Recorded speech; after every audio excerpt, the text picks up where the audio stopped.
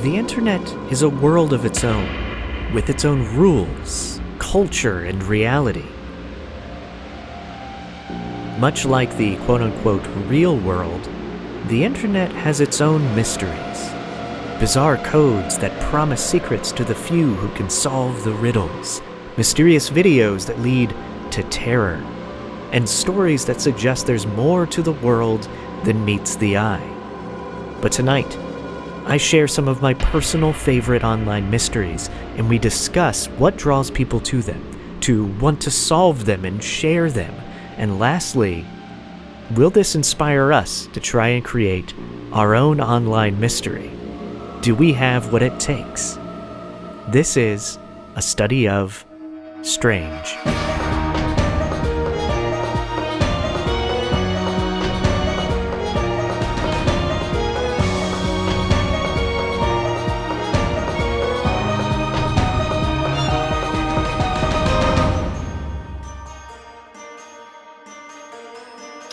Ready to go.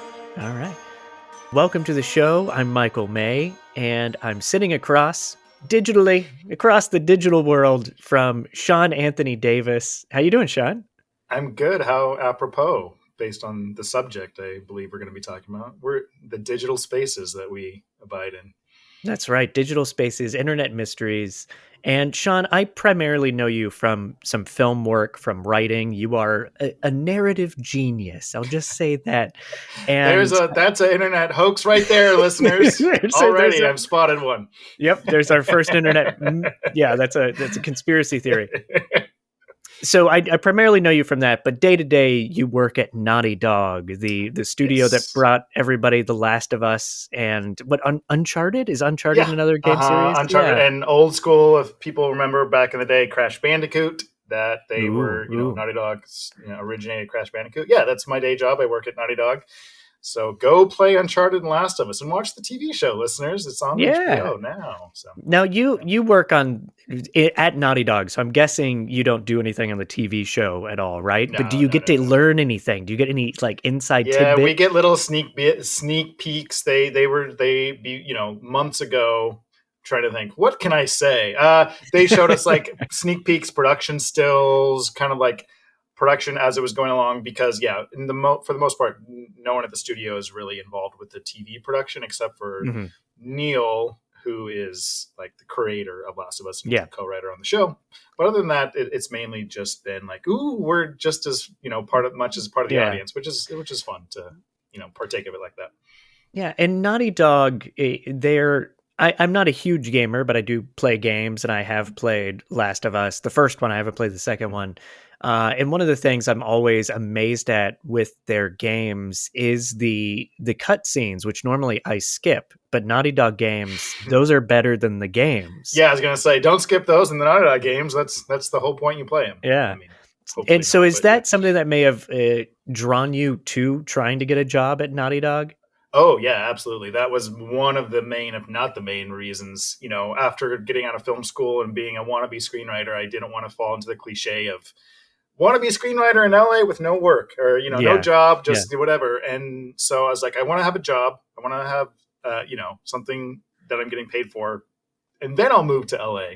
And so working in the games industry, finding the job in audio was like the perfect, combination of elements. So. Absolutely. And just because, I know you care about my podcast. I know it's very important to you. Yes. So for the sake of listeners, we can just say that you're the creator of Last of Us, right? We can just lie about definitely. I did all the voice work for the game too, and mocap, and the mocap. Yeah, so and all the mocap for every character. Yeah. Oh, yeah. The clickers, all the infected. Yep.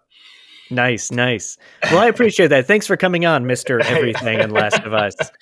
As of this recording, I think there's 2 episodes have been released on the TV show. I haven't watched it. Okay, 2 episodes. Yes. Yeah. So that's a big thing right now. Yeah, but check it out, everybody, and obviously play the games. For Sean to see all of Sean's work that he did. Yes. He did all by himself. All by himself. Games are really single person endeavors. It is not a team effort at all. So. Nope, no collaboration whatsoever. Well, cool. I did not intend to go down this like sidetrack of talking to you about Naughty Dog. Hey, I'm happy to shill Yeah, my stuff. So yeah, absolutely. No, it's a great company, so it's exciting to know somebody that works there. And like you said earlier, tonight we are talking about internet mysteries. If I'm like, hey, Sean, let's talk about internet mysteries, what do you define that as yourself? Like, what's um, your definition? I mean, it's interesting because it's by its kind of definition a little bit of ambiguity, right? There's a nebulous era. It's like one person's mystery is another person's marketing scheme, right? So Hmm. I think it's pretty nebulous. I think to me, it basically is. It's a series of I don't know what would I call it? Events. They're not events when they're on the internet. Series of um, It's funny because in my notes I wrote down unexplained or unsolved events. I Yeah, used I the mean, I word guess that's what events. I would say, but I don't know if that's how, it Yeah, seems like there yeah, should be a better word, but whatever. It's series of connected events that kind of don't, you kind of evaporates. If you kind of trace the digital trail, it just kind of evaporates or it leads back in and on itself. There's not, and it's very unclear what the intent was. I think that's one right. big element to me is Hmm. what was the intent behind what these things are. Yeah, Yeah. yeah, I would completely agree with that, and it is kind of nebulous and broad as a topic, which it's a cool thing for me as a podcaster because I am interested in internet mysteries. It was one of the Mhm. things I thought of when I was first trying to conceive of the podcast. But there's so much there that you can always Yeah. come back to it, and in even there are a lot of what I'll call like darker or morbid mysteries on the internet. Like there's some like, oh, was this a murder victim? Was this a Yeah. kidnapping? And for tonight's episode, I didn't go down that road, not because I'm afraid to or don't want to, because I may in the future. I Hmm. was just more in this like esoteric isn't the right word either, but like in this just these odd mysteries, these Yes. confounding mysteries that, like you said, kind of circle back in on themselves because of the nature of the internet. And also a lot of these you'll see on Reddit or all these forums. And because forums are crazy and people in forums are Yes. crazy, you just kind of go Yeah. in these weird Yeah. circles, which actually kind of adds to the mystery Yeah. The itself. discourse around the mysteries become part of the mystery in a weird way. Yeah, So and that made me a little nervous to tackle these because what I'm going through tonight, all the stories I will talk about, they are popular ones. They're sort of my favorite out of popular internet hmm. mysteries. But because they are so popular, a lot of people are really into them. Yeah. And people online are very opinionated. And that kind of made me a little nervous Yeah. to tackle it. But I was like, you know what? It's time to go into it and see what we can do. And then at the end of the episode tonight, Sean, you and we're going to see if we can come up with our own internet mysteries if we were to Yes. create one. We're going to see what we can learn Yeah. and see if we can apply that to an idea that we think could become a big internet mystery. So stick around for that at the end of the show. And before we get into any of this, I do need to say that there's a new Patreon drop that everybody should check out. An episode of what I call Strange but True. So you can find information about our Patreon on our website, a studyofstrange.com. And also, if you know of any internet mysteries that I did not talk about or will not talk about tonight that you want me to cover, send me a message at a study of strange at gmail.com or on Instagram, which at a study of strange, I think is our handle on Instagram. So it's pretty self-explanatory. So Sean, before I dive into the beginning, do Yes. you know any internet mysteries off the top of your head that you may have come across or were interested in at any point of time? Yeah, I mean, there's a couple that stand out. I mean, I think I was way more into it, to date myself in my college years, and in some Hmm. ways, the kind of like very nascent, almost teen years of the internet as it's transitioned to what we recognize as very established in some ways. It was kind of going through some weird growing pains, and I think that's like prime mystery kind of growing area, right? Yeah. So I think we kind of were briefly talking about this a little while ago, but I one thing that I remember in the early aughts was the John Titor thing, and I know that's maybe a little adjacent to some of the stuff we're going to talk about, maybe not quite, but Yeah, the that's time yes, the traveler. Yeah. time travel guy who claimed he was from the future and back in time, but all it ever was just internet, like blog posts essentially, from my understanding. Mm. Um, and then there's other things like there's a handful of like YouTube videos and channels that would post that had some really cryptic videos that at the time I know there was no explanation for, and since then, and you may have some of these things, and Yeah. there might be explanations for them at this point. But I remember that was something that really sparked a lot of my attention, as someone who just like puzzles and like these weird elements of connecting things and like finding deeper meanings. And ooh, what is this one? It was, at that age especially, I was drawn to those. So those are the kind of things that stand out. Yeah. um and then there's others like weird silly things, like I don't know, this is not quite the same, but like the Avril Lavigne is really dead, and there's a body Oh, double. And yeah. I mean, it's not purely internet, but I do think the internet is basically fostered those types of kind of things. Yeah. So Yeah, I was going to bring this up at the end of the show, but it actually just ties into what you're talking about. But one of the things that I find intriguing about internet mysteries is I feel like it's just a step in an evolution of these kind of stories that we came across as kids of our generation, where yes. in the mid 90s, I don't know if you remember this, but there was that story that the actor that played Zach Morris on Saved by the Bell, Mark Paul Gosselaar, died in a motorcycle accident, Oh, which he did not. He is still yes. around. Mm-hmm. But that spread like Yeah. wildfire. And I was growing up in Florida, and then I went away to school in Michigan years later, and people there who were from all parts of the planet were like, oh yeah, I remember when Zach Morris died on a motorcycle accident. And it was just like this spread of things. Now the internet changes that, because you would find out quickly he didn't die, because Yeah. he's got a Twitter and whatever else. But Yeah. you find a different evolution. Like stories now take a slightly different turn, where instead of him dying, he was replaced, or it would take on a Yes. different thing, or there's a Yeah. meaning. It wasn't, yes, he didn't die, but there was a meaning in that news article. There was a hidden code that you had to Yeah. track. Yeah. So internet mysteries they're really weird, and they serve a lot of different, I don't want to say serve purposes. They have a purpose for somebody, even if it's Yeah. just to provoke thought. Yeah. But yeah, well, so let's actually get into a few. Yeah. Now, some of Let's do the it. famous ones that I will not get into, there's some stuff like Publius Enigma. Oh, I'm not sure if I've heard of that. At least not by name. That doesn't ring a bell. That one had something to do with like a Pink Floyd album, and it may have been a marketing gimmick. Jack Okay. Froese, I'm not sure if I'm saying his name right either, but Jack Hmm. Froese's emails. This is a story about a guy whose friend passed away named Jack, who then he started getting emails from Jack's email address. So Okay. that's super weird. Cicada 3301 is probably like the most famous one ever, which was like a That's the 4chan thing. puzzle kind of thing, right? Yep, Is it like yep. there's puzzles or something, and like solve these and you'll You'll be be part of allowed something. into yeah. Okay. Yeah, and people have actually like solved most of it. Mm. So you can watch all about that. One that was always really bizarre to me was Chip Chan, which is a I believe she's Korean, but it's a woman who was basically just like broadcasting her daily life. And she was like in a room and never left the room, and she would sleep like 18 hours a day. Do you remember that? This is ringing. I do remember, because it was like Yeah. it was a live cam essentially, right? Yeah, On her, and she yeah. would just be lying there, right? For like Yep. hours at a time. Hours. Yeah. Mhm. Super bizarre. And then some people started claiming that she was like, she was kidnapped, or she was a sex slave, or all these kind of Mhm. things. But it's like, but she's on, like, I don't know. It's just really Yeah, bizarre. right. And I don't think anybody ever solved that.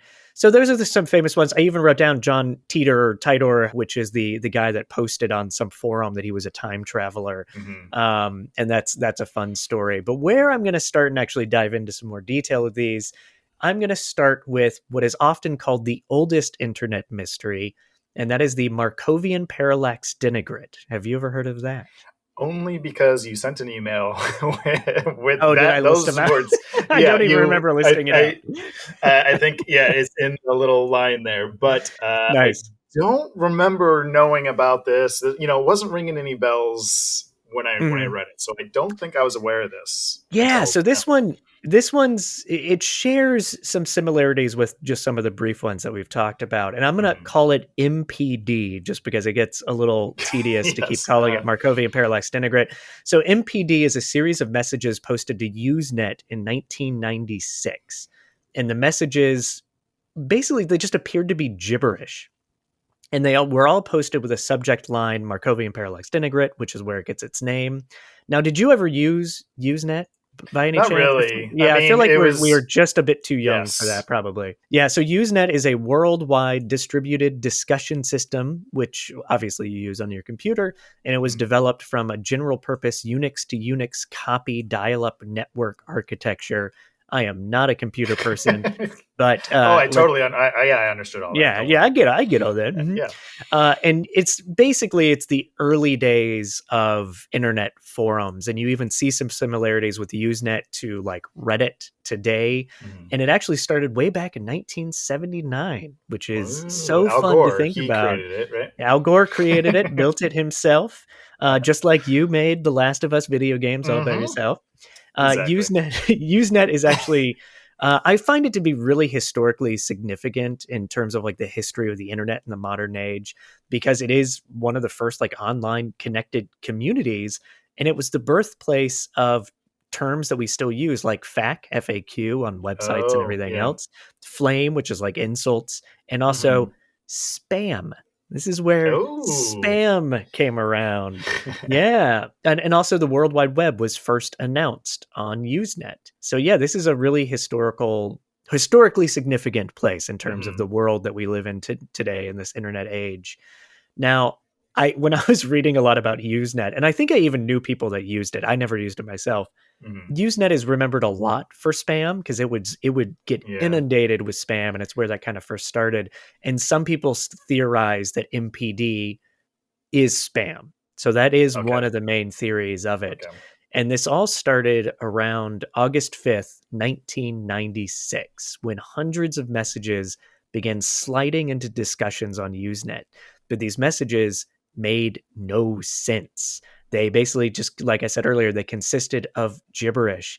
And there's only one post that is still saved because Hmm. of Google Archives. Everything else has been lost. Sean here is going to read a quote from Atlas Obscura. Seemingly nonsensical strings of words that read like terrible slam poetry. The only thing they shared was an equally meaningless subject line, Markovian parallax denigrate. Since many people at the time assumed that the messages were gibberish, most of the original posts have since been lost. But one original post that survives, thanks to Google's archives, reads, and it reads, Jitterbugging, McKinley, egg, break, Newtonian, inferring, Ka, update, Cohen, air, collaborate, rude, sports writing, rococo, invocate, Tussle, Shad Flower, Debbie Sterling, Pathogenesis, Escritor, Adventitious, Novo, ITT, Most, Chairperson, Dwight, Herzog, Different, Pinpoint, Dunk, McKinley Pendant, Firelight, Uranus, Episodic, Medicine, Diddy, Craggy, Flogging, Variac, Brotherhood, Web, Impromptu File Countenance, Inheritance, Cohesion, Refrigerate Morphine, Napkin, Inland, Gennaro, Nameable, Yearbook, Hark. I really hope someone fast forwarded in the episode and just like landed right in the middle of Right that and there. was like, "Oh my goodness, what is going on?" Yeah, so that's the one saved post from MPD, and the heading when this was posted read from Susan Lindauer at wrf.uwsp.edu, and it had the subject Markovian parallax denigrate.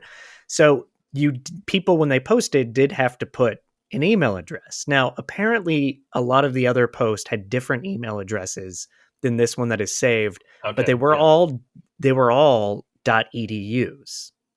Oh, Yeah, so and for those that don't know, that stipulates it's an email yeah, address coming from a university or yeah. school or educational organization of some kind. Now, quickly, I can't say over how long.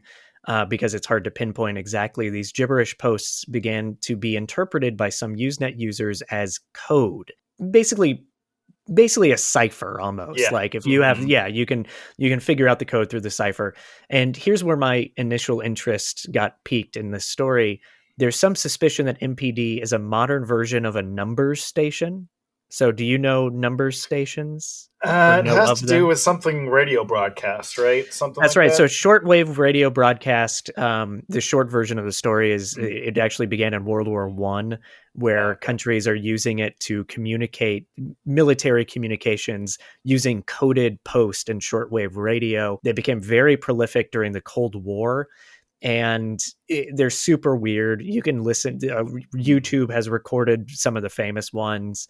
A lot of them don't exist anymore, but some still do and are in use, and they're super Yeah. bizarre. And so, yeah, so some people suspect that Markovian parallax disintegrate is some Okay. kind of secret coded thing for Mm, spies or military.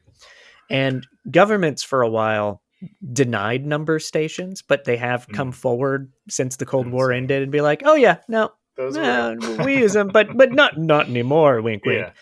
So here's the thing: if MPD is a code, no one has been able to figure it out. At least with number stations, people can assume the numbers correlate to a letter, and you can use it to sort of write Mhm. things out. But with MPD, we can't be sure what it means. And a much less interesting theory is that it's just an early bot.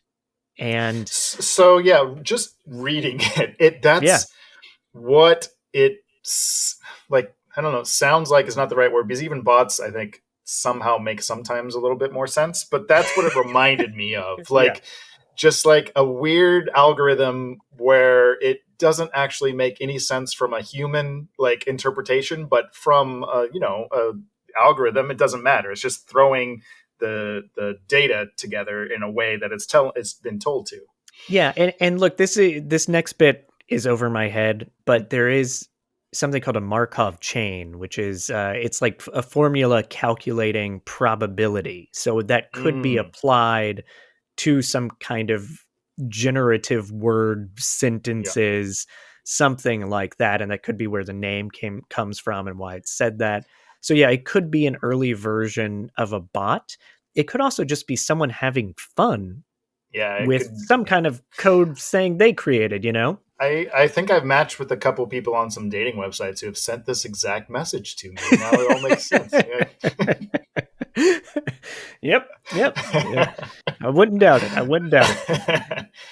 So I mentioned the name Susan Lindauer in that email address. And what's amazing about this story, because if the MPD story ended there, it'd be like, that's not going to be one of my favorite internet mysteries. But Susan Lindauer is a real person, and she became Oh. became famous for a lot of wrong reasons, I guess you would call it. On March 11th, 2004, she was arrested by the FBI for acting as an unregistered agent of Saddam Hussein's government in Iraq. So, in other Okay. words, she worked for Iraq when she was actually, at the time, I think she was a US congressional employee at the time. And she had worked for, I believe it was the CIA, but even the 90s, she had communications with the Libyan government, which were very frowned upon at Mhm. the time. So it's really interesting that her name is in this email and she has something to do with the CIA and these foreign Yeah. governments. Now, she claims she's a peace activist and she was only doing work to try to bring peace about to the world. And her Hmm. charges were dropped in 2009. She has written a book. She has been on TV, so a lot of people out there may know who she is. And she has been approached about Markovian parallax disintegrate, but she says she doesn't know what it is, even though this email address was her email address when she went to that university. Well, that's the question. Like, because it's interesting with internet mysteries where there's a theoretical digital paper trail for the That's most. I right. mean, so you would think that like, oh, they could potentially trace it to whether it was coming from her, or you could set up a I don't know what am I? I'm drawing a blank, but false VPNs to mimic an IP address and all that kind of stuff, So right? that's yeah. So actually, I have to correct myself. I'm really sorry, Susan. I just said that was really her email address. It wasn't. It's a different Oh, Susan who has that got really it. email Okay. address. But yes, you're absolutely right, and that is actually the what people think because apparently these other posts, but we just don't have Mm-hmm. them saved, had other Mm-hmm. .edu email addresses. So it could have been this kind of like cycling of just using some random words and setting up emails with these .edu addresses as a way to hide that digital paper trail like you were Yeah. talking about. People, because online sleuths are very, very diehard about these mysteries, people have actually tracked the real Susan Lindauer from the email. And they actually found her information pretty easily, which is pretty fun. uh, I'm Well, not yeah, gonna. Her name is yeah, different now. I actually, on my uh-huh. own podcast, I don't feel comfortable sharing where she is, or Yeah, because there's other people uh-huh. with the name. I don't want to Yeah. point you in her right direction. But her information is out there, Hmm. and it turns out other people have approached this Susan Lindauer about this. She also claims she has no idea what it was or what it is, doesn't understand it, and also, she left the university the year before the post was made. So she Mm, probably didn't even have access to that email anymore, not yeah. even be using it. Hmm. So the mystery of the Markovian parallax denigrate continues. And it mainly continues because we can't find the other posts. We don't have them Yeah, that's saved. it's funny because you Yeah. think like the old saying is what's on the internet, it's always on the internet, Yeah. right? And to obviously that's true to an extent, but yeah, I mean again, going back to the early days of the 96, it was just like this new thing. People like what you don't we don't know what we're doing with it yet. So there is actually there's a lot of lost stuff Yeah. from Yeah. 25 years And ago. I don't know. And if anybody out there knows this answer, please email me. But I don't know if Usenet kept everything up because you know how some Yeah. forums after a period of time it Yes. just gets kind of Hmm. erased. So I don't know if Usenet kept all their posts Hmm. forever. They may have had a certain time limit on them. I'm not sure. And I know Yeah. there's different sites. There was it like Internet Archives or something like Yep. that. That Internet also Archives. Yeah. like that has the saved, just like it has like a, a saved version of the internet from X Yeah. years ago or They something. You do, can but kind I of don't think. it's from And this is yeah. again. I'm so Mm. dumb when it comes to internet stuff, but I don't think Internet Archive saves everything. I think Yeah. it's certain things at certain periods of Hmm. time. Yeah. So I don't think it's like every web page ever Yeah. created. Yeah, that's a good question though. But to me, I think this is some kind of bot. I think Yeah. somebody was testing around and exploring some kind of bot Hmm. technology, and they were using Usenet to kind of play and also Yeah. potentially like some sort of nerdy, not a prank, but like I'm just going to use this and put some stuff out and see Yeah. what people say, just kind of provoke a response. I mean, another thing that it reminds me of is I was saying, like, we're talking about the bot stuff. Is what's that?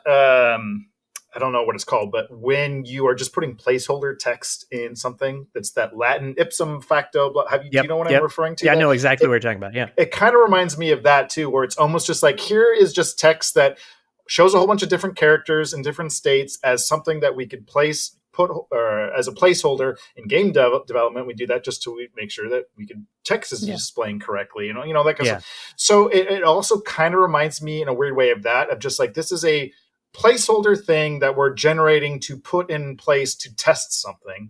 The stuff that is the weird stuff to me is why would you be using a or an old email address from a .edu thing, and Yeah. that's where that kind of Yeah. feels a little pranky, Yep. or like you're not like there's nothing you're pinning on anyone, like what like it's not like a But crime you're implicating anyone. It's just weird but though. that's why it's kind Yeah. of like a nerdy prank is the wrong Yes. word. I cannot think of a better It's like word right now. it's But like prank an is internet doorbell ditch or something. yeah, Where it's just like, exactly. what was that? What's going on? And Yeah. then it just like gets people's like hackles Yeah. risen, right? Yeah, it could be one guy doing it for his own Yeah. or her own like Hmm. fun, or two friends being like, Yeah. and I do not mean to say any of that to disparage nerds. I am a nerd. Yeah. I'm not a computer nerd, but I am a nerd, and I relate to all you nerds out there. So I don't mean to make it sound bad, but and Yeah. people learning this is the beginning of people communicating for everything on the internet and Yes. the beginning of forums and stuff. So I could Hmm. see people playing around on there a lot to see what kind of emotional response they can get to anything. I think also too, and this maybe is a little hoity-toity up our own butts in terms of philosophical thinking and blah blah blah, which I am definitely prone to do. But I think in a lot of ways too, with the internet, we're like on the cusp of the edge of history and postmodernism and finding meaning when there's no and so I think I know with my generation and I think to an extent the younger generation, there's like a weird obsession with the completely random and trying to create something without meaning, right? Whereas everything that we've grown up with and surrounded by, there's meaning behind what we've done as people and humans and art and everything. And I think there's something weird, an obsession with just to mimic the pure randomness, the Oh yeah. meaninglessness. And I think there's something with that, with a lot of, with like the words themselves, but just like, I'm just doing it because why not? It's just out. It's weird. There's no reason behind it. I'm partially it's an attention thing, maybe, but Yeah. partially it's just to kind of like, I don't know. I'm throwing something out there. I'm raising my hand to get attention, but I don't have anything to say necessarily.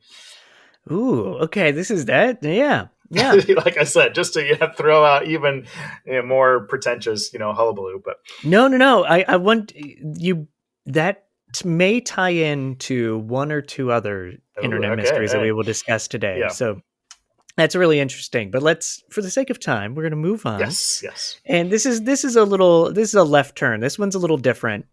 I don't think this is as bizarre of a mystery, but I just like it. I like this Mhm. story.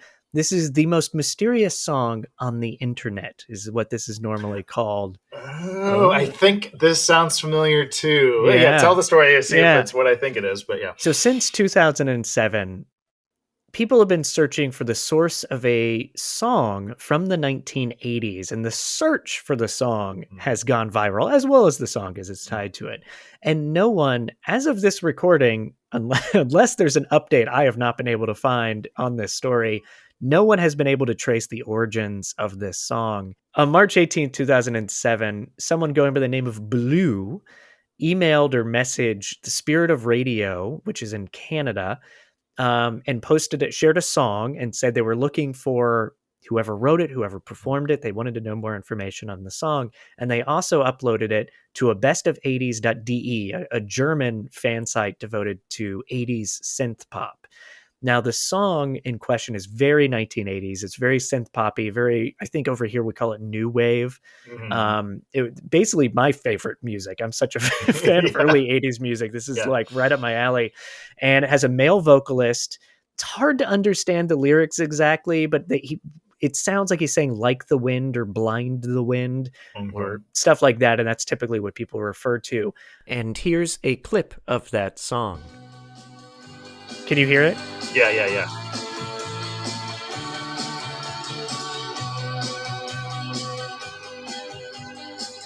Yeah, that's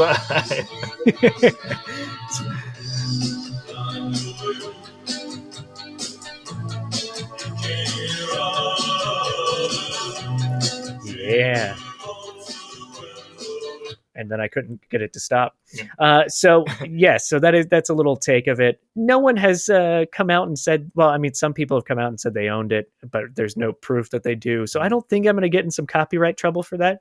Uh, Yeah, yeah, perk yeah. of Oh, unaccountable song. yeah, Yeah. absolutely. So yeah, it's very European. It's very new wavy, very British early 80s.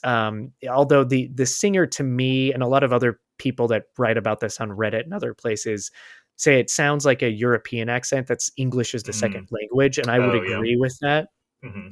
And so we have these posts that originally started posting this in 2007, and the account was named Blue, but later there's it sort of becomes more obvious and the truth comes out about who's posting. It's actually a man named Darius in Germany. He had a mixtape he made in the 80s, and this song was on that mixtape, and his sister Lydia is the one that actually began posting it online and sharing it in Canada and also in Germany, trying to figure out what the song was and who Yeah. made it. And she said it was recorded from a German radio station in the early 1980s, and the radio station in question is called NDR, and they would have like a period of time during a certain day of the week where they do like songs for teens or songs for Yeah. kids, and they suspect that that's when that played and when Okay. Darius would have recorded Hmm. it. Yeah, it reminds me a little bit of Dieter from SNL. SNL, Mike Myers. Yeah, so it definitely makes me think it may be like a German band. Yeah, and on the mixtape, this is my favorite part. It was on a playlist along with songs from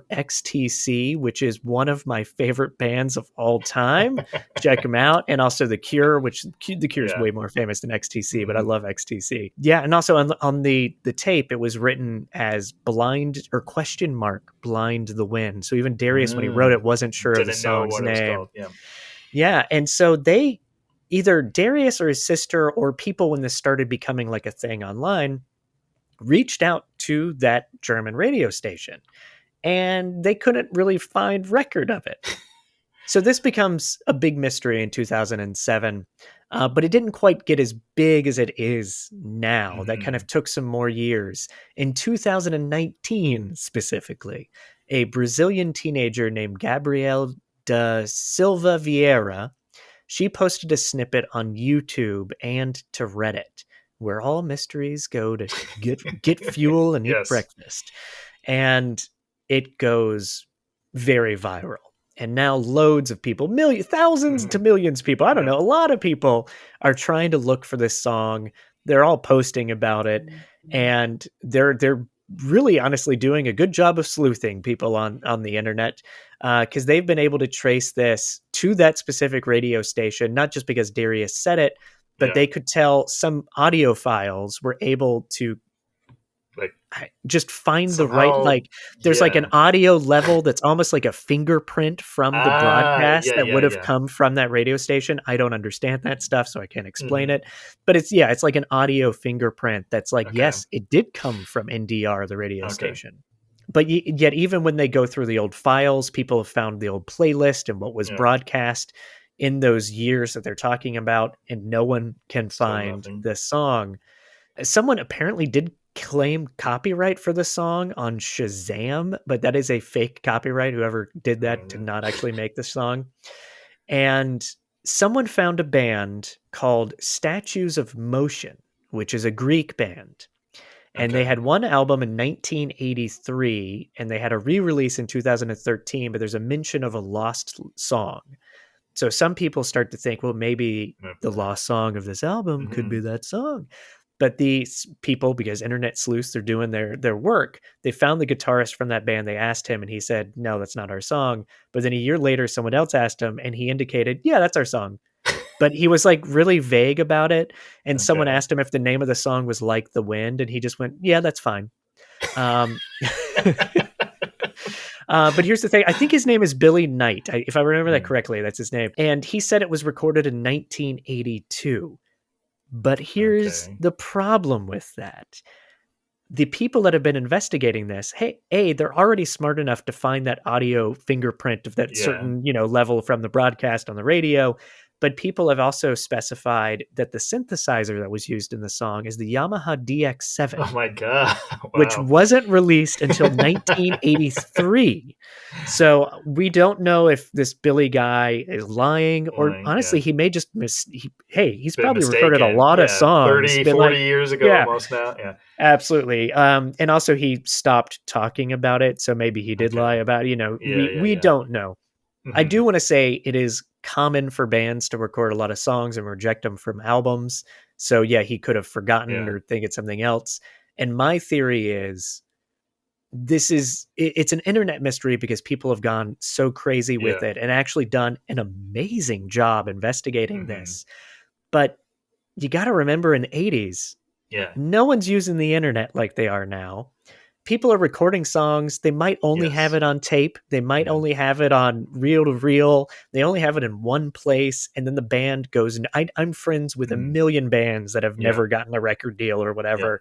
And I guarantee you, even in the digital age, they've lost songs of theirs on old hard drives. So I think a band that never made it, this could have been one of their songs. Radio stations sometimes are like, oh, this is an unsigned band, and they'll do little things. Apparently NDR would have a contest for unsigned bands.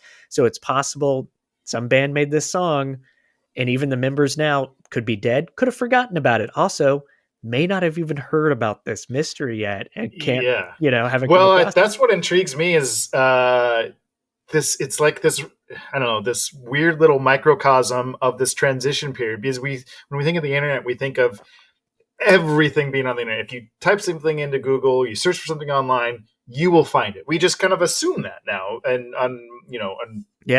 today. But it wasn't that long ago that wasn't the case. We're both of age that we remember that time. So this is like this weird little microcosm where it's before the age of once it's recorded, once it's you could find it, but it's still being interacted with in this mindset of, if it's not on the line, it must be a mystery. I understand that. I get that. But it's like, Well, no, they were nothing was online, and exactly what you're saying. I mean, think of the hundreds of indie bands or garage bands, and they made their own little demo tape, and they sent it to their cousin who could get it played on this radio, and they did, but they never knew about it, or like. So I agree that's probably kind of what happened, but it's to me the intriguing part of it all is that the way the internet is now processing that, right? Yes, yes. Yeah. Yeah, it's really intriguing. And that's what I like about it. Because again, it's not a typical kind of like, ooh, mystery. There's codes, there's a Yeah. potential Mm-hmm. conspiracy, there's CIA involvement. It's not one of those. I Mm-hmm. literally think this is just a band that Yeah. doesn't realize their song has Mm-hmm. become like an internet phenomena. Yeah. But I love the fact that it shows this transition in times and technology. Mm-hmm. And it's just really intriguing to me. And I like the song. So Yeah, that's a fun. it's Yeah. yeah. Yeah, someone posted, I think on one of the YouTube videos that shares that song, someone posted like if the internet ends and in the tail credits of the internet, this song would Mm-hmm. play, which I like that idea. All right, so we're gonna move on here because we got more to get through, Sean. Oh yes. We're going to go to my favorite. And this actually Okay. might be solved. Some people don't believe so, but I think this Okay. is solved, but I still love it so much I have to share it. If you go into your email, this is a Mm-hmm. YouTube link I provided. Okay. It Yes. is Yes. called 11BX1371. A lot of people know it as the Plague Doctor video. So go ahead and Okay. you watch it just so Okay. you don't have to Okay. watch the whole thing, but Okay. watch some of it.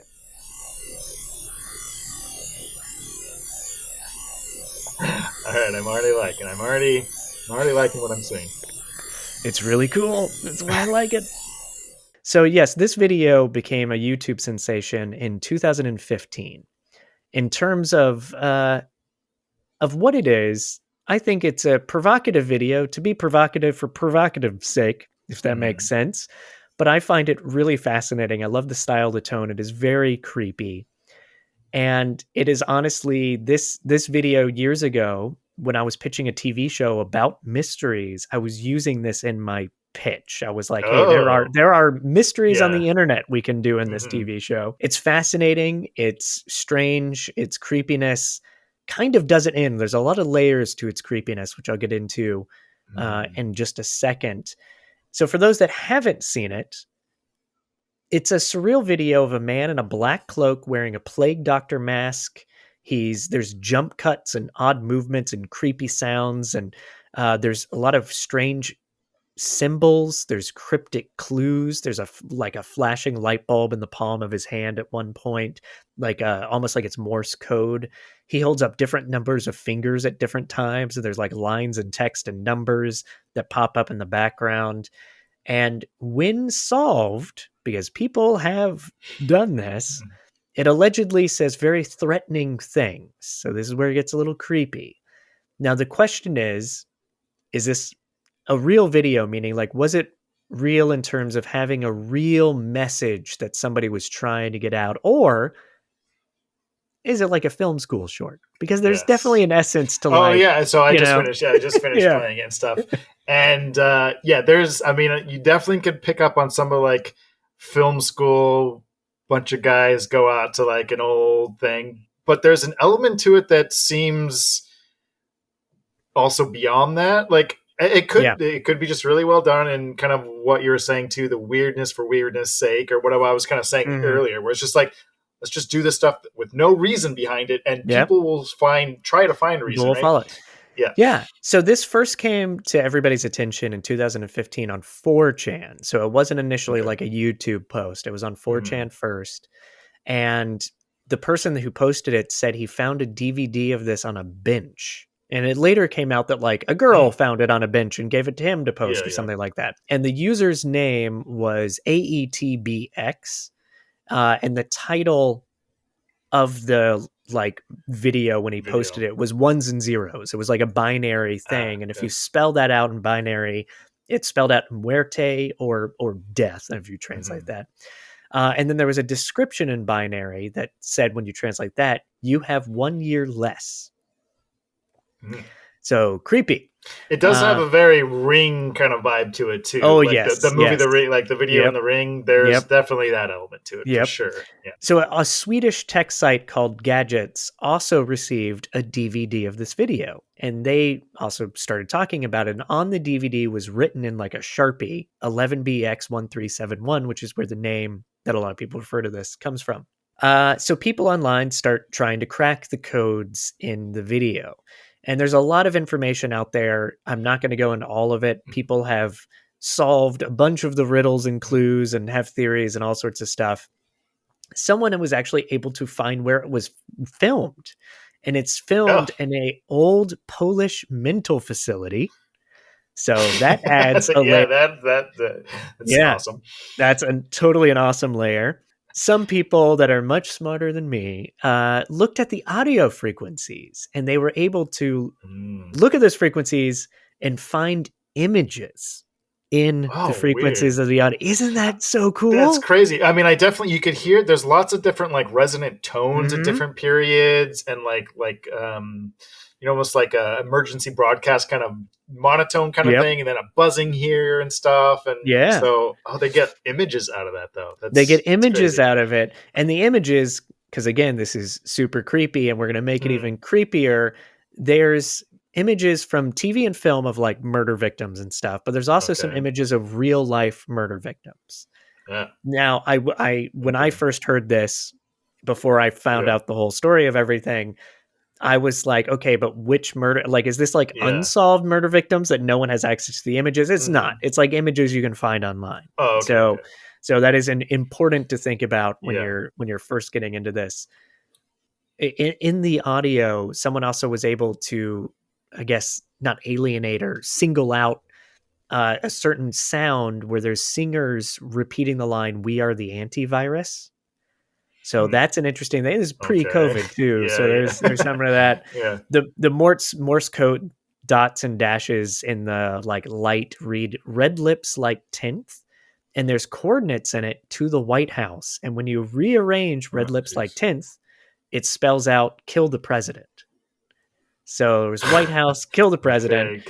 This is when you start layering these on. This is when I start going film school again, because it's like it's become like now there's almost too on the nose, right? Like and so there are people that theorize that this is a threat against the government.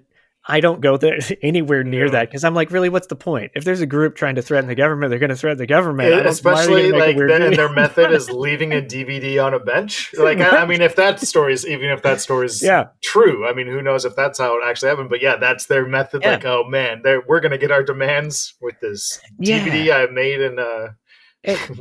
And another theory that's creepy, but I never would have thought this ever. Some people think it's a serial killer, like leaving clues.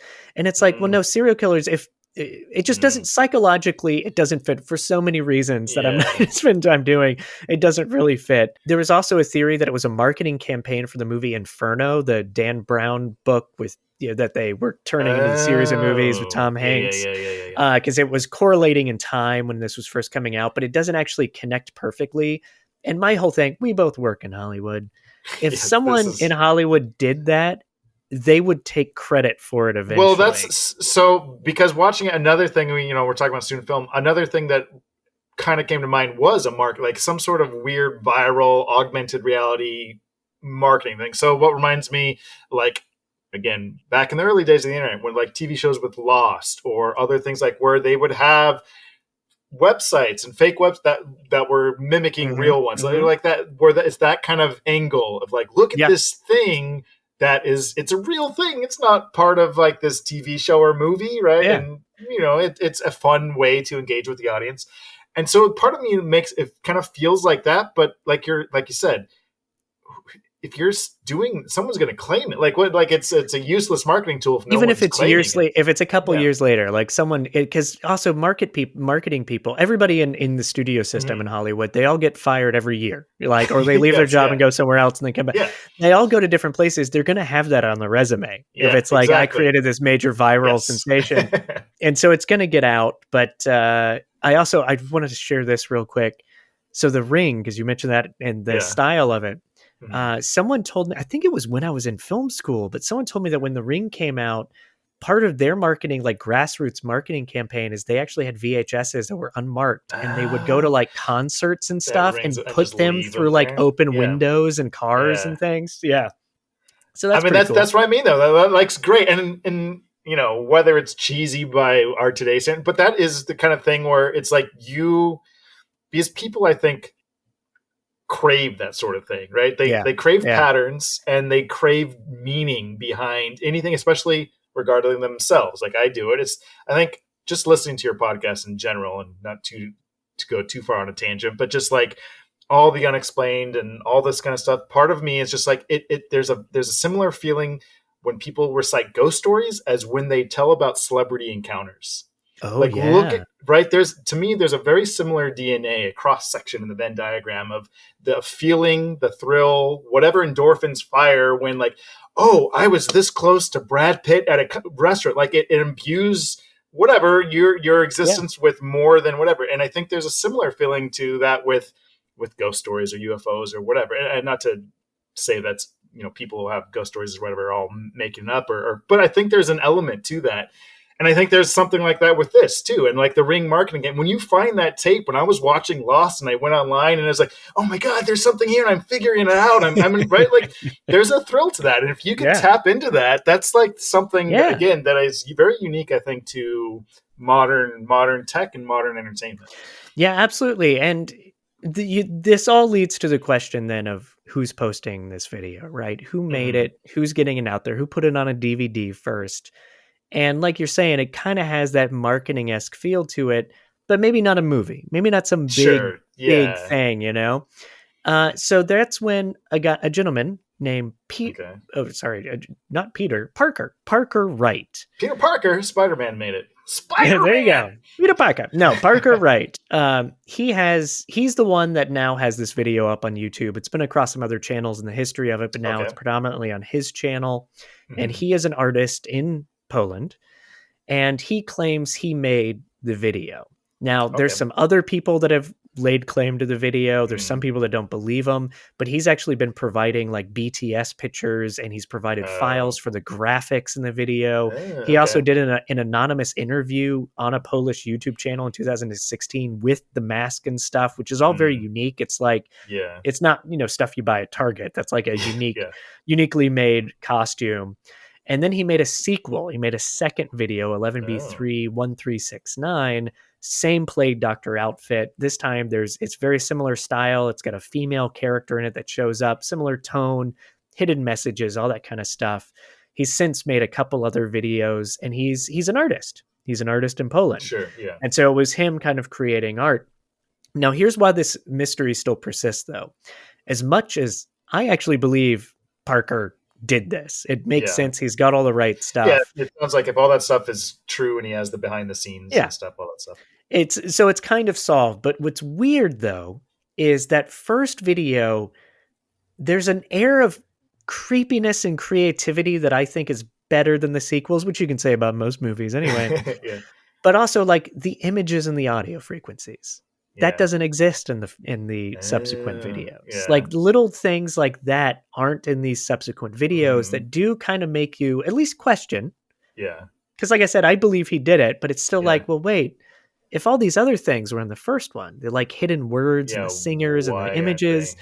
why aren't they in the next ones? Why aren't, so just something to think Something about. to And that's why there are some people that don't think it's there are him. some people out there that still believe he didn't do I it. wonder if it's something too where it was maybe him with some other people and Right, right. they were responsible for some of the post elements to it with the audio frequency, all that kind of stuff. Mm-hmm. And there was either falling out or they didn't want to take credit and he did, whatever. Yeah. And so then it was just, all right, now it's just me. So let me mimic what we were trying to do, and it's not Yeah. gonna really hold up or whatever. Yeah. Something like Absolutely. Yeah. I 100% buy into that.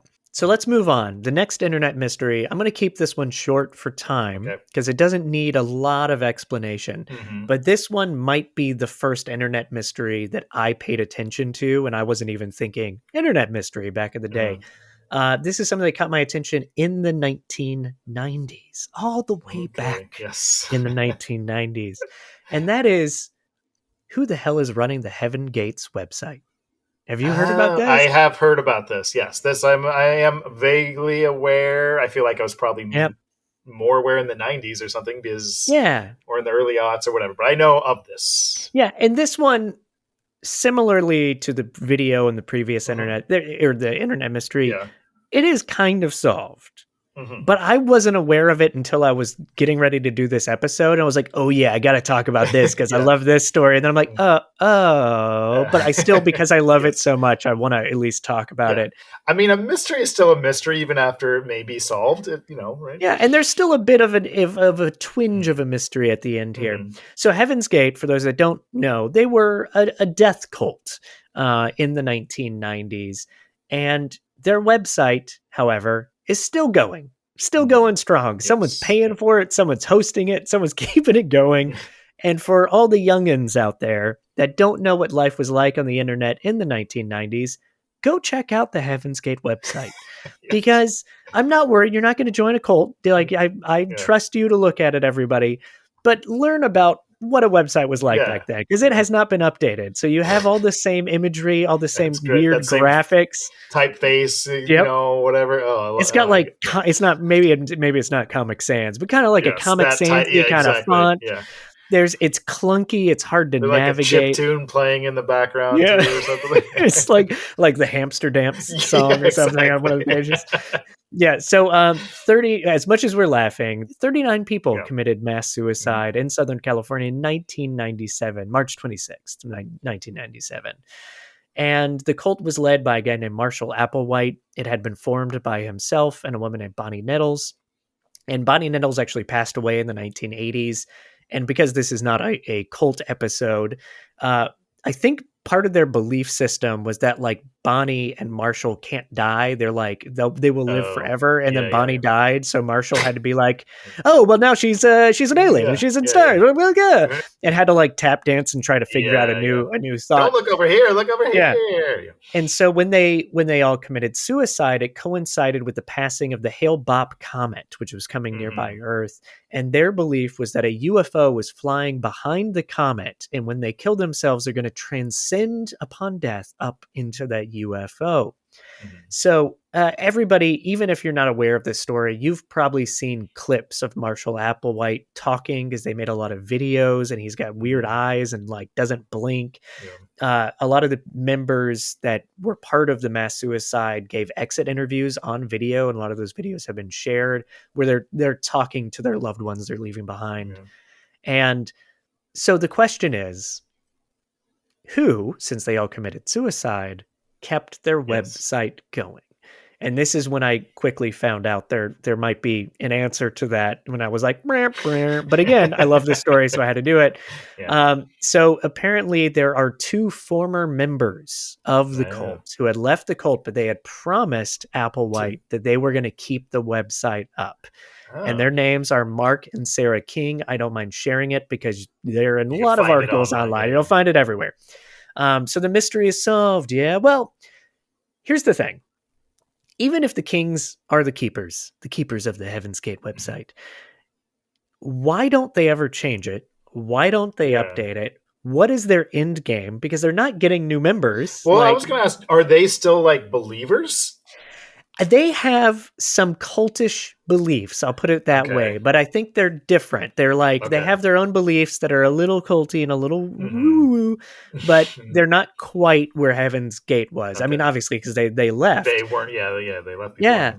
So, I mean, there is a deeper psychological aspect to this. I just don't know enough about them. I don't think they give interviews.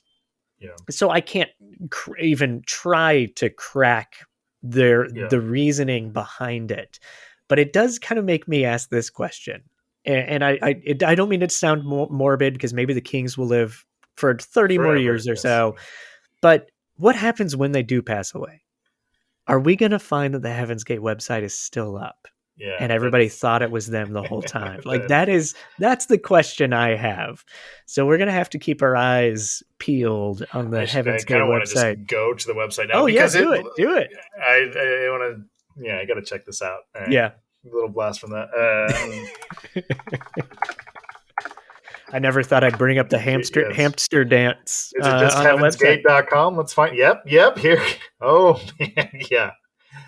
There. It's like a website where it's just like vertically, and you just keep Yep. scrolling Yeah. down, I and think there are yeah, some other pages, but again, it's hard to navigate because it's yeah, 90s, 90s and just software very there. like neon text colors, just Yep. like clashed all over the place. But trying to think if there's a when does it say it was last updated? I don't know if there's a timestamp here or I not, think there but is a timestamp. I think there may be even like a visitor counter too or something like that. okay, I don't have it in front of me right now, so I'm not looking at it, but yeah. yeah, there you go. Wow, this Heaven's is Gate. great, fun. Yes. Don't join up, Sean. Don't I don't join know. up. These are a pretty cool website. They have gate in the shape of a keyhole. So with red alert, like in very like Yep. I think it is Comic Sans, just like flashing on screen. Like this is important stuff. It is. Hey, it's history. Anyways, You were talking about how like the internet, we think about it sort of saving everything, but yeah, because this website is going, it is saving it. And that's history. That's a big story, yeah, man. That is a big story and one to learn from. So the huge. fact that Yeah, you it's can still huge. go to that site is pretty amazing. All right, so moving on, Sean. This one, I think we're going to end on this one here. Okay, And it is the mystery of Oct282011.com or October 28th, 2011.com is a better way to say it. This is a website that first came online a few months before the date in the website name, and it went offline in 2015. This website included text and images of I will just call it confounding nature. And it was okay, updated from time to time with new images and or text. And the image mostly associated with this site is an image. It's like a cartoon of the Schrodinger's cat equation.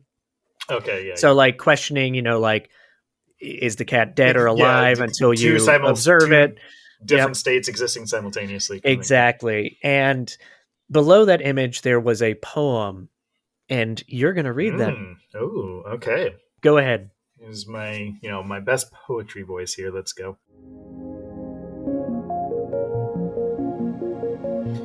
When I'm scared and you're close, I feel it's hard to feel nowadays. Can you find where to be? Wait there, and you'll be.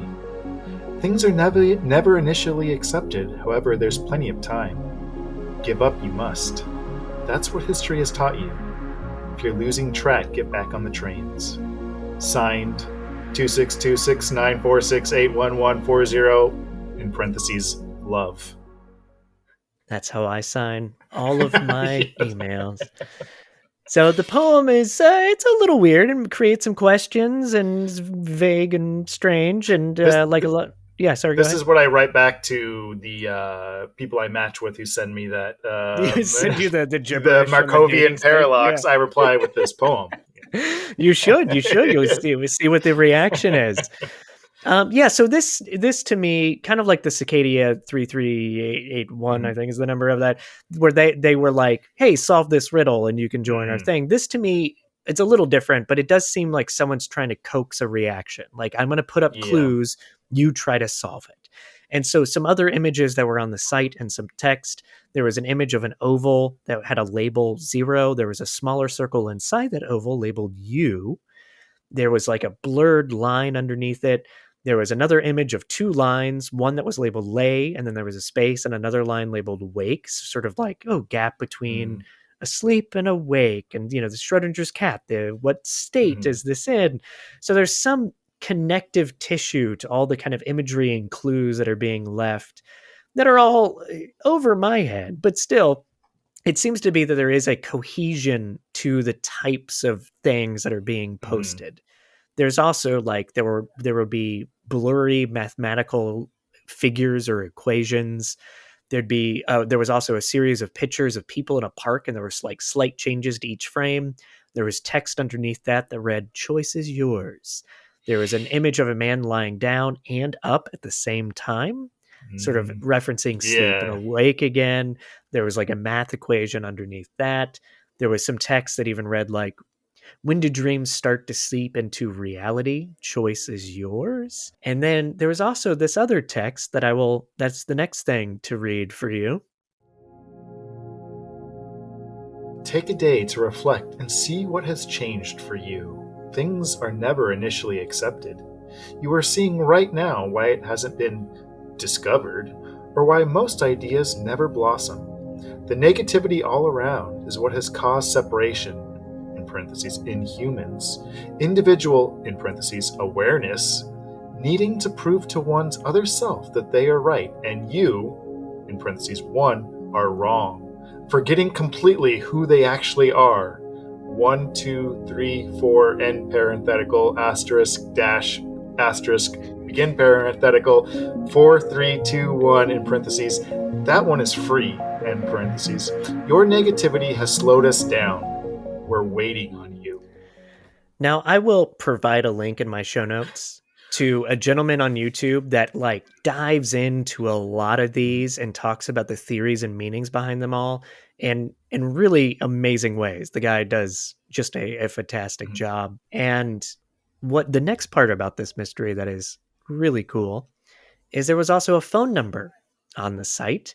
And if you called it, there was just the sound of like some beeps, some weird sound effects, no words, and breathing.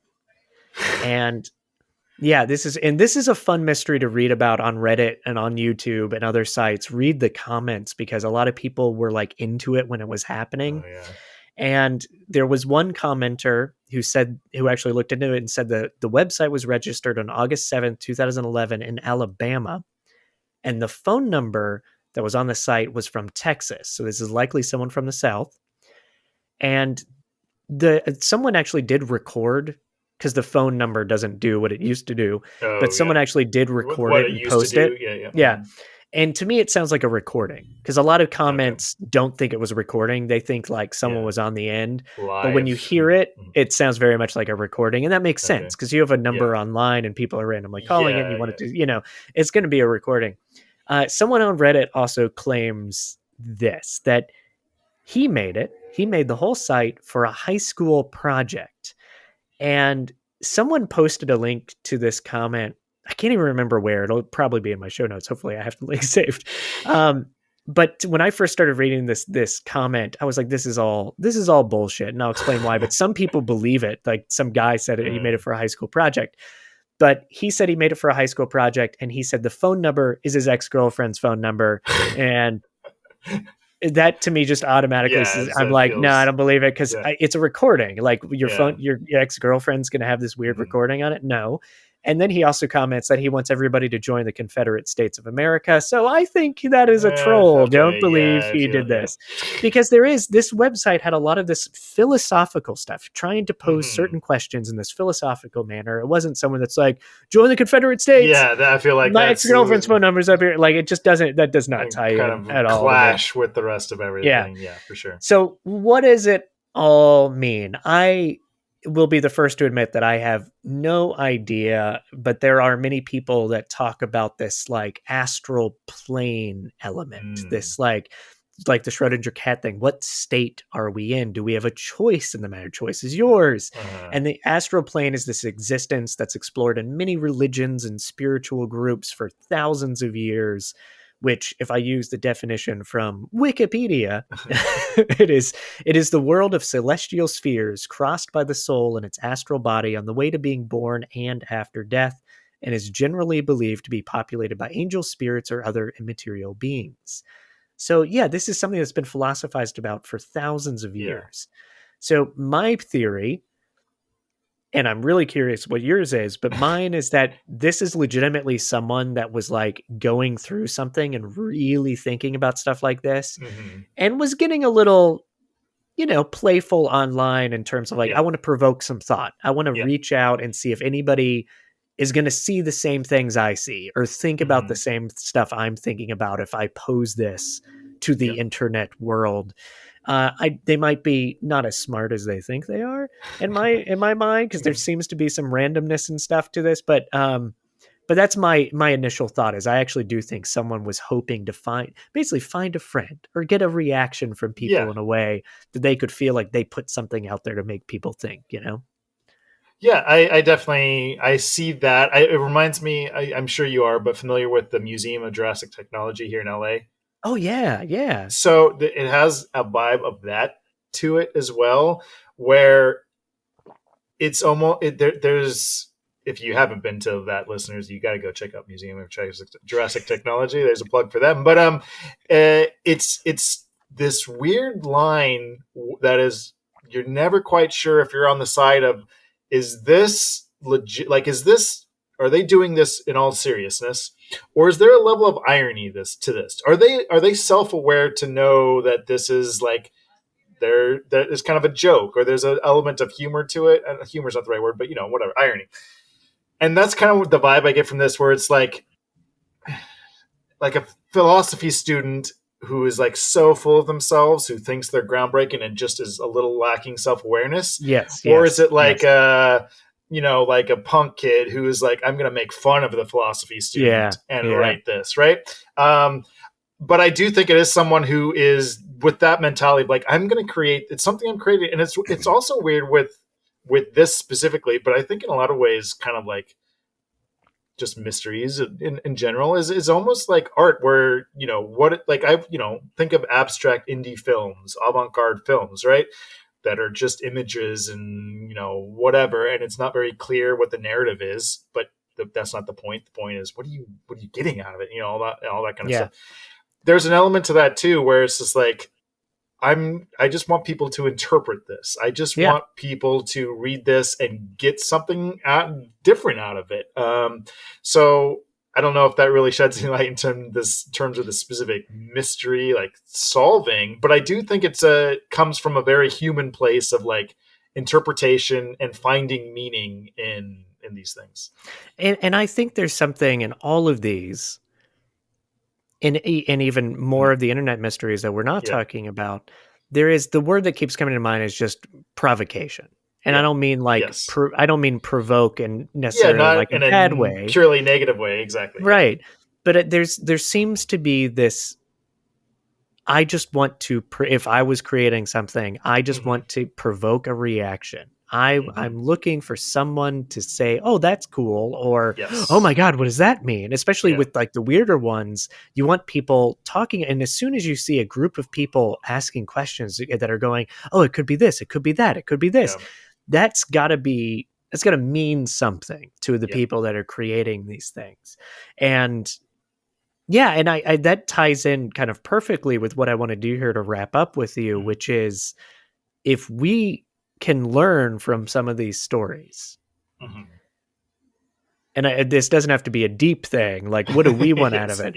But just what would we come up with, or you, and it doesn't have to be both of us together, but like, what would we come up with if we wanted to generate the next great online mystery? Would it be a website with poems? Would it be a video? Would it be an art project and we're taking pictures of it and using Instagram as like the source? Like what would it be? So what have you learned? So, I mean, like you're saying, a lot of it is just like this idea that the internet is kind of presenting people with an overwhelming amount of content, right? And also we're becoming more isolated, and people trying to find those connections and finding meaning in what they hope are connections. So, and then also the idea of intent. To me, that's another big thing, is that like, a lot of these mysteries to me boil down to not so much the specifics of like, oh, we know how this was posted, or we know these people are still keeping this website up, but like, what's the intent behind it? And that's almost more intriguing than any of the, specifics. Anyway, so something that kind of came to mind, and maybe for obvious reasons, is something around something circulating around a podcast. I think that is maybe ripe for kind of a new type of internet mystery that hasn't been really kind of explored before. I like the idea too of content without a clear origin. So this idea that like a podcast has surfaced, and true crime is really popular now. So whatever, a true crime podcast about a murder or something like that. And people aren't listening to it right when it comes out, but it's just like, oh, this podcast came on like a year ago, but no one had heard of it or anything. But now it's kind of, people are starting to, and as they're listening, they're like, it's about a murder, but what, the murder, the dates are weird. Like, it happened after the podcast aired, but no one heard the podcast when it originally aired. Ooh. And then Ooh. they're like, it's not a podcast that is, the host is cannot be found. It's a name that no one knows of. The suspects, someone is real, but you go and talk to this person. It's like, I haven't killed anyone, and it doesn't line up with their, like, where it's like small inconsistency, but it's based enough in reality. Like, there's enough things that like point to real, and even small things like, maybe there's a popular podcast or a well-known podcast has in some of the show notes a link to this podcast, and they're like, how did that get there? We never posted that link ourselves, and then I like the idea too of like, the last episode has never been found or never aired, and the last episode was going to be like where they went to go talk to the suspect, and it was going to be the one-on-one interview with the suspect, and that's never aired. So what happened? Like, is it lost? Did they get killed when they went interview him, or was it all a hoax? Was it just someone trying to get attention because true crime's popular now and everyone wants to, listen to true crime, and so they were just creating this whole thing? Or is there basis to any of this? I don't know. I just, a podcast mystery sounds fun in terms of that meta layer. And I feel weird saying this, but I didn't think podcast when I was trying to think of this, even though that's the main thing I consume, and I now make a podcast. Yes. But I did not think about that, and that's really interesting, because that is kind of like the one sort of online piece of content that I don't think there is a great mystery. Right, that's what I don't know of any anyway. Yeah, if any of you know of any, please let me know. Send me a message. Yeah, no, so that's cool. Especially it's got to have something weird with a date. Yeah. And you hit key. What is key for me in a lot of these, and it's one of the reasons why I like the mysterious song mystery, is it didn't really go viral until almost 10 years after it was first posted online. Yeah. And even then, it's almost 40 years since the song. So there's something really interesting about the dates.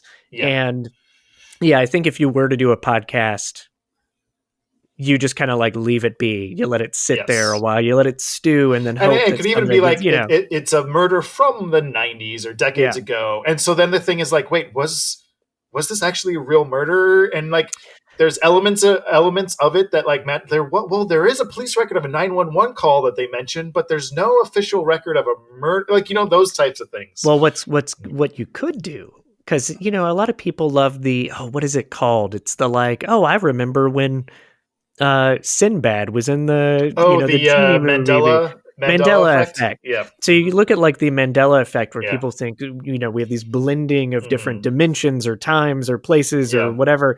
And if you do a podcast about a murder, let's say in the 90s, but the person who's the victim or the killer is a real person that is alive, that was not arrested or not killed. Yeah. And they don't know about it because the podcast doesn't catch on for a while. But then someone comes across it and they're like, wait a second. Yeah. But that's the mayor of Burbank right now, or whatever. And it's like, and so then they're like the woman from the who had the email, and they're like, no, I have no idea what this is. She was a real person, and I don't know why it's tied to my account. But, so it's like, are we drifting into these? Are the dimensions drifting? Are the what do they call it? I forget what the word is, but yes, the two different universes are coming together.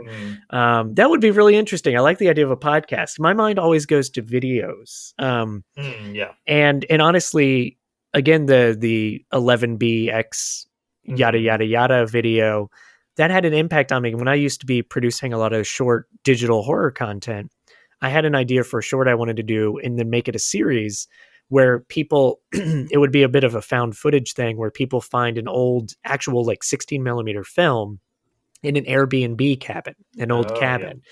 And they're like, it would be cool. We got to find a way to play this. And they actually go out and they like get the right projectors to be able to play it.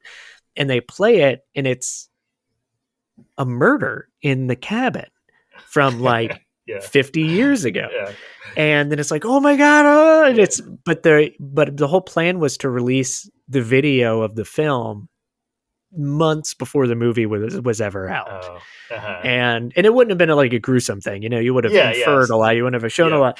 But yeah, to release it, 6 months before the Hmm. film ever came out, and not Hmm. even say anything, just have its own little YouTube channel, no comments, no description, just something weird.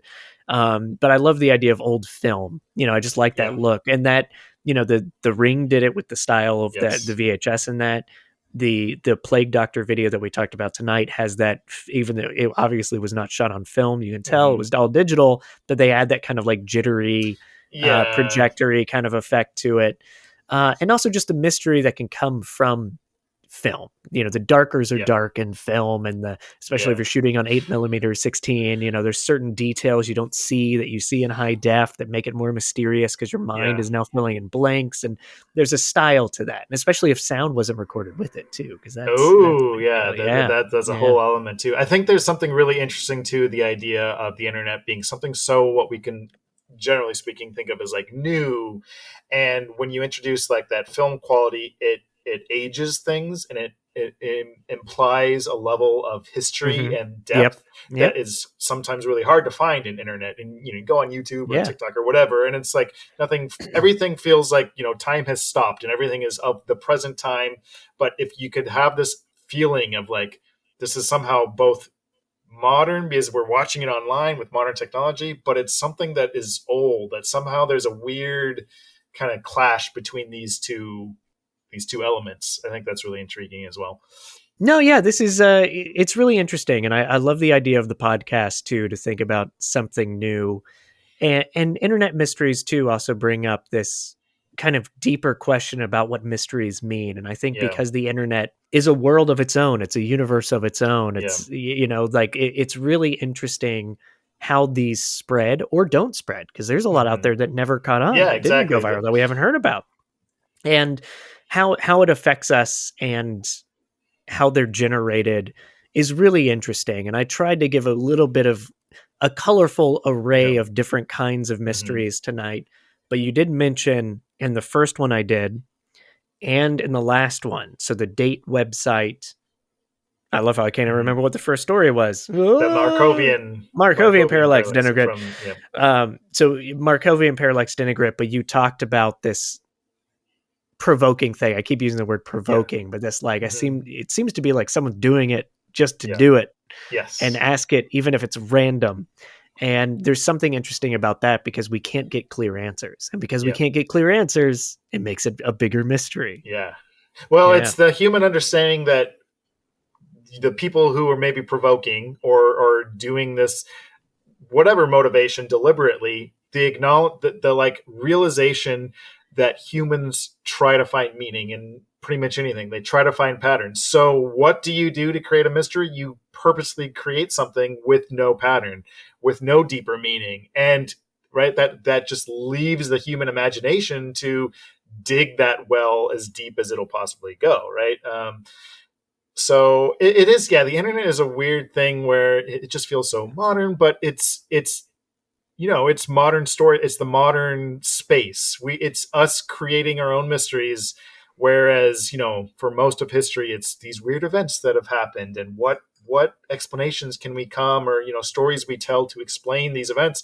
But the internet is, we're creating this I Yeah. mean, there, Yeah. whatever is mysteries, maybe there's some mystery of, oh, it no, that's part of the mystery, but essentially this is all man-made. But we still try to find meaning, and we still try to find depth even with that acknowledgement. I think one thing that's always intriguing is, like, as a kid, when you were real little and the night was seemed endless, right?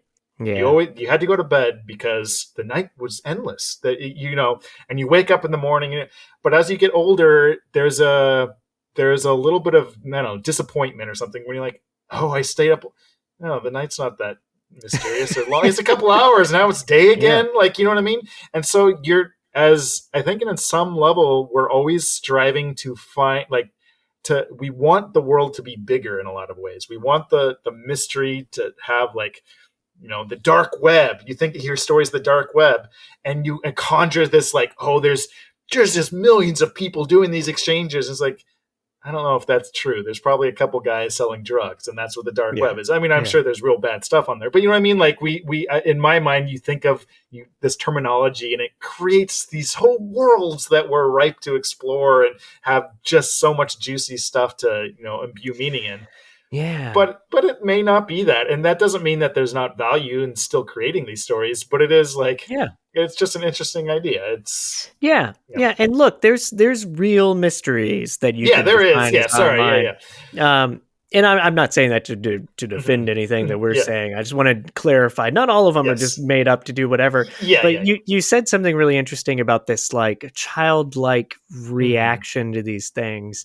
And I remember growing up and hearing a story. I think it was probably at a sleepover or someone at Mhm. school said this, and then my brother and I started talking about it. But I grew up in Florida, a lot of lakes in Florida, and a lot of alligators. And someone told us a story about an alligator that was like the size of a semi truck jumped out of the water of this lake that my grandparents lived on and like ate somebody off this Yeah. bridge that went over it. It was real to us. And we Yeah. started telling other people about it. And it Mhm. became this like neighborhood wide story amongst Yeah. kids that there's like this truck size alligator in the lake. But there was something so fun about it. And it was Yes. scary, but there was something so amazing about creating this Mhm. story, or not creating it because we were told it, but like Well, yeah, living in this and world of this perpetuating. story. Yeah, yeah, Yeah, exactly. and trying to find reasoning behind it and meaning Yes. behind it and what is it gonna do and can we Mhm. kill it? Do we tell people about it? Like all this kind of Yeah. stuff. And I think internet mysteries can provide us a similar, not Like an forum, but outlet almost for that. Yes. to Yep. get that same sensation of a Uh-huh. story. Yeah, and I also want to share this talking about like how would we create this internet mystery? It's different but similar, but a friend of mine years ago, this is like 2012, was Mhm. like, conspiracy theories are getting out of hand. And this is Yeah. 2012, where now they're Oh, really, geez. really Yeah. they're Oh, even worse. way, And like he's 10 like, years. theories are getting out of hand. I think people believe anything. I'm gonna create a new conspiracy theory just to fuck up, just to like Yeah. fuck the world. Yeah. And I don't think he ever came up with one, but I remember recently there was that birds aren't real conspiracy I theory. actually had this thought at the very beginning of the episode. You Yeah, mentioned something, and it made me think of birds birds aren't aren't real. real. Yeah. Yeah, and that was made up as a joke, and now there's Right? thousands of people that believe it, Yes. Yeah. and it was made up as a joke. It's Yeah, kind of weird that it's with the internet. It's almost like, right, the internet reflects reality, and now it's come the full circle, the inverse. Reality reflects the internet, and maybe reflects is the right word, but right, where it's like weird people are now taking reality. Their view of reality is now based on the machinations, the creations of what they see online. I mean, yeah, like with yeah. conspiracy, obviously there's a lot of examples of that, but and not just in that extreme case, but that is so many people's lives and That's stories and interesting. everything is just like informed and influenced by that. We're getting real That's heady it. here, I guess, but Yeah, I know. I went way yeah, off where I was going to end the episode, but it's a lot of fun to think about, yeah, and there's a lot to think about when you consider and when you look at these internet mysteries in a much deeper way than I even intended. And I love that. I love that about these yeah, things, and I want to explore some more internet mysteries. Maybe even some of these on a much deeper level than I was able to tonight. But yeah, let's wrap it up there. yeah. So Sean, thank you so much for coming on. And do you want to push anything? You plug anything? You want to talk Um, about your socials, Yeah, your well, stuff? just thanks for having me. Go play Last of Us and watch the Last of Us TV show. Go watch Ghost of the Ozarks. I know you plugged it a couple Yeah, times in previous but do it episodes, again. Do but it I'll again. do it again. I worked on that, co-wrote that, AD'd that, and so that's always fun to plug that. And yeah, other than that, I don't know. Go support your local library. Go read Yeah. some mysteries from your No library. one has said that yet, Sean, and I feel bad because I should be saying that too. Go support your local library. That is very true. That is You could very get books true. for free, Yeah. listeners. They're And all there, movies for free and too, movies, and I everybody. think they even have ebook. Like I think you could get ebook. I don't You do this. I can, should do yeah. this. You You can get can get ebooks. ebooks if Yeah. you have a library card. Yeah. you could check out ebooks. And I think in most places, like I think in LA, we can get library cards digitally. I don't think you got to go in there anymore. You don't have to go in and get a library card. You can do it all online. Everything's online, including mysteries. Exists. Well, thank you again, Sean. Man, it was so much fun. I had a blast. It was a pleasure. We solved everything. I love solving everything. We solved all the mysteries. Oh yeah, I always solve everything. You've listened to the show. I solve everything. Everything has been solved. Everything. Nothing would get solved without podcasters. I think that is exactly. A true statement. That is a very true statement. Mm-hmm. All right. Well, thank you again. And thank you for creating and doing everything yourself on all the Last of Us games. That was fantastic work. Yeah, no problem. Yeah. Right. I wish I worked out a better contract. I really don't get paid hard, like just pennies. Yep. All that. Nice. All right. Thanks a lot, Sean. See ya. Bye. Thank you for listening to the show. A special thank you to Sean Anthony Davis for joining us to discuss these internet mysteries. Make sure to follow the show on Instagram at A Study of Strange. Feel free to reach out with comments, notes, things I missed, ideas for future episodes, any and all those things. Message me at A Study of Strange, all one word, at gmail.com. If you're enjoying the show, please make sure to subscribe, rate, and review, and or check out our Patreon, which you can find through our website, astudyofstrange.com. In the coming weeks, we have some really exciting episodes coming out. We have a Canadian murder mystery, and we also have deep dives into the Connecticut witch trials and the history of zombies, which I'm really excited about. I think that does it. Thank you, and good night.